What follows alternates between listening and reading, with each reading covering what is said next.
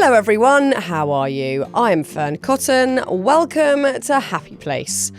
I have had 4 seconds sleep, so I feel deranged today. Like everything's slightly hazy, but not in a good way. Sometimes I don't mind that hazy feeling where you're just floating through the day, but today I feel just sort of weirdly out of it. But look, let's buoy each other up by talking about things that we really love, things that are making us happy, as well as things that are making us feel like crap, because we've got to get it off our chests. It's good to vent. It's good to rant. It's good to have a place for these words and feelings. That's what this is all about. And you can always let us know yours too. If you head to our Instagram, you can tell us what is floating your boat, what's making you feel great, and what is making you feel like shite.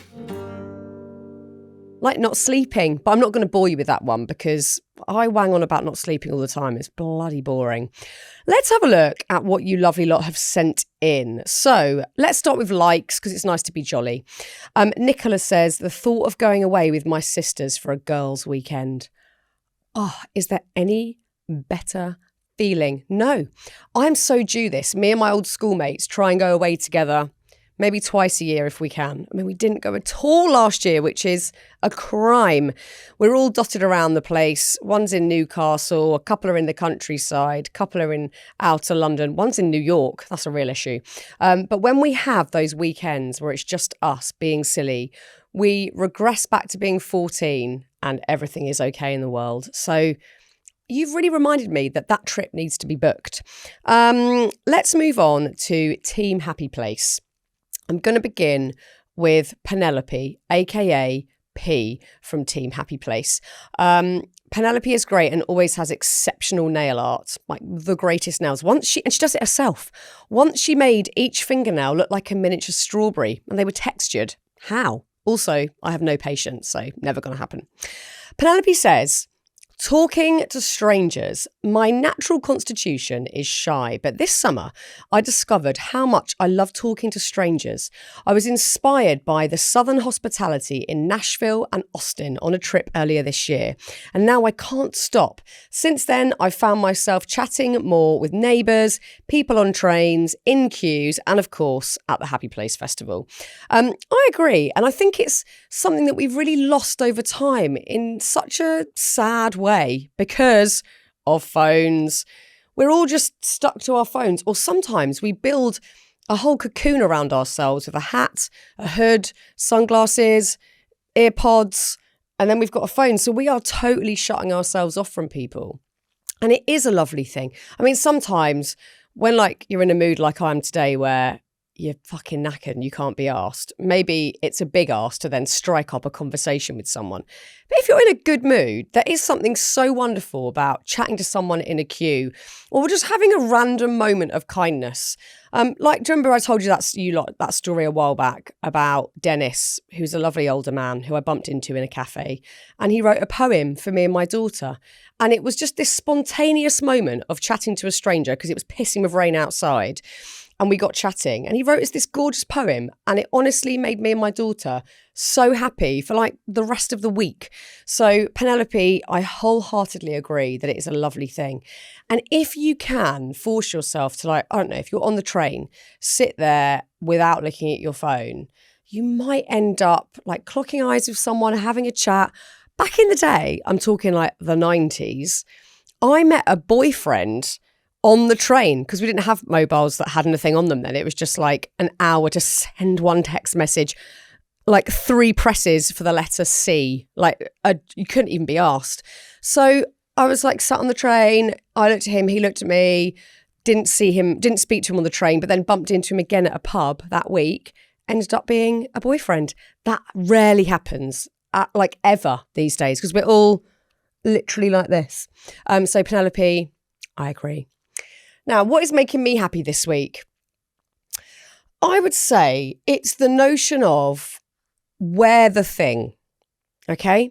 So we've all got in our wardrobe, probably, this thing that we bought ages ago that we're not wearing because we've not got a place to wear it to, or it feels a bit extra, or what will people say? It could be a hat, but you never normally wear hats, but you bought this hat. Or it could be a dress that's really out there, or it could be a pair of shoes and you just think, oh my God, everyone's going to be staring at me. wear the thing. Wear the jazzy shirt. Wear the ridiculous hat. Like, do the thing. I bought a dress 2 years ago because I fell in love with it.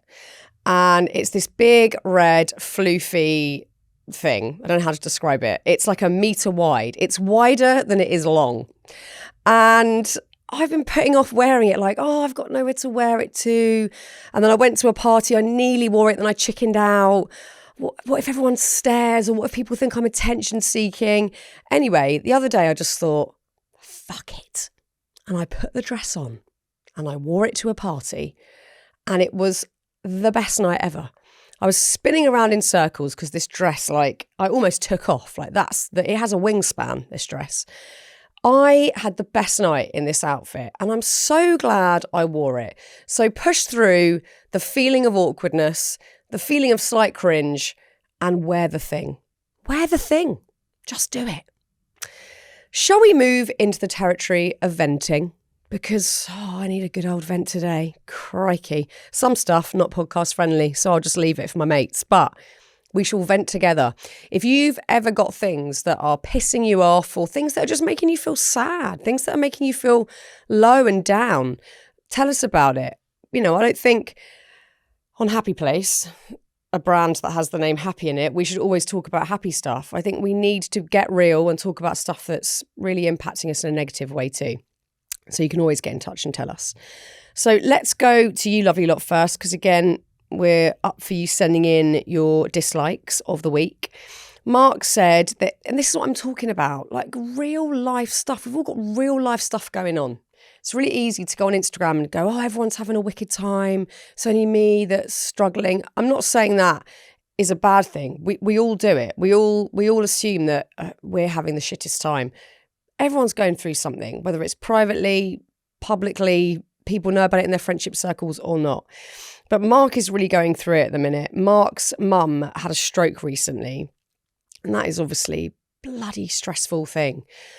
Many of us who are watching this now, listening to this now, are of an age where our parents will have ailments. I've got one of my best mates at the moment has got a really poorly parent, and it's taking up so much of their time and life. Obviously, they want to be there for their parent, but it is so stressful. So, Mark, all of us at Team Happy Place are sending you so much love and so much strength, and your lovely mum too. We sent her a huge, huge amount of love. Let's move to Team Happy Place.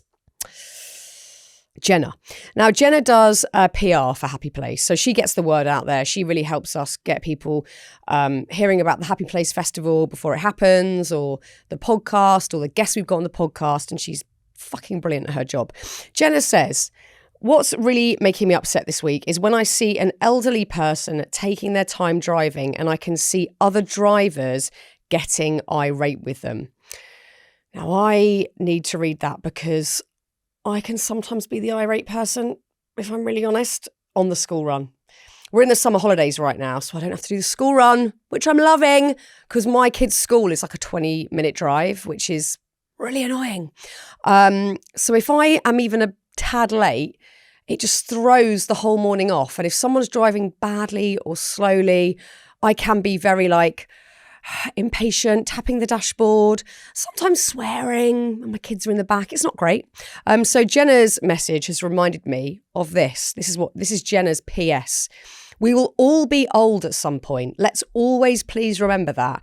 And isn't it better to be safe than sorry than rushing for no need? That could be your grandma or granddad. So let's always think from that perspective. You're so right, Jenna. I haven't got any grandparents left, but my Nan Ruby drove a car until my dad had to quite literally take it away from her. She was in her 90s, and my dad was like, this is not good. This is not safe. I mean, we're not just talking like driving slowly. And also her brother Hayden, my great uncle, who was a beautiful influence on me and my brother and cousins. He was an amazing, amazing man. He was actually in the episode of Who Do You Think You Are that I filmed about, it's probably 9 years ago now, because we followed the story of my nan and her brother Hayden's dad, who was an amazing man. And Hayden, again, well into his 90s, was driving a car. And when we shot Who Do You Think You Are, he refused for me and the crew to get a cab and said he'd pick us up from the train station in Lymington. And we're all in the back going, we're kind of driving onto incoming traffic and there's a tractor, Hayden. Can you see the tractor? Hayden, can you see the tractor? Slow down. It was one of those hairy car rides. But I love that both Hayden and my nan Ruby drove a car until they were quite literally told you're not allowed anymore. So if you spot an elderly person and they're driving slowly, or let's be honest, slightly recklessly, have patience, as Jenna suggests. Remember that we're going to be that one day, and we don't want people beeping horns and swearing and being arseholes. So Jenna, you've reminded us of something very important. Thank you. My dislike this week, and if you've got a 10-year-old child at the moment, you will go, oh my God, me too. And that dislike is slime. Okay. So I went through this with my stepdaughter over 10 years ago now. She's about to turn 21. So I've done slime. I've already done it. And now I'm doing it again. And if you don't know what that involves, let me tell you. Every sink in the house will have dye in it. And I'm talking like bright blue dye. Every tray that you've ever owned has got shaving foam in the cracks. And what's the other side? Glue, PVA glue. And then you have to go and specifically buy slime activator. That's a thing. That is everywhere. That is in every bowl, in every tray that you own. Sometimes when we run out of trays, baking trays come out and it ends up in there, which is really fun to clean out. Also, I've got fake grass. So when I often say, please go and make slime in the garden, it's then in the grass. And you can't get it out of the fake grass unless you want to give it a haircut and like get scissors out. It is everywhere. It stinks of shaving foam, obviously, pungent smelling. And it's just also, it's like bad for the planet. We all know that. And it's the toss up of, oh God, this is bad for the planet. But oh my God, it's the summer holidays and I want an easy life. So yes, I'll buy you some more activator. It's a parental conundrum that most of us are in. So if you are at that stage of parenting and you're this deep into the summer holidays, and let's face it, all rules have gone out the window. Are they sort of mainlining biscuits for breakfast at this point? Yes. Are they going to bed way too late? Of course they are. Are they on their iPads too much? Sure thing. That's the point of the summer holidays we are at. So it's slime central and we're going with it, but it remains wholeheartedly a huge dislike. Oh, I feel better having that off my chest. I really do. I feel lighter. I could float out of this studio. If you've got any likes that you really want to shout about, this is also an opportunity for you to big up someone in your life that you love. It could be like something lovely that someone's done for you. We want to hear that good news. It could be your personal good news, whatever it is. We want to hear about it. We want to shout about it. So let us know. On Instagram, we're at Happy Place Official. Or you want to get something off your chest, you want to have a pop at something, this is the space to do it. Let rip. Let us be the conduit and let rip here on Happy Place. Thank you so much for listening and enjoy whatever you're doing for the rest of your summer. We love you.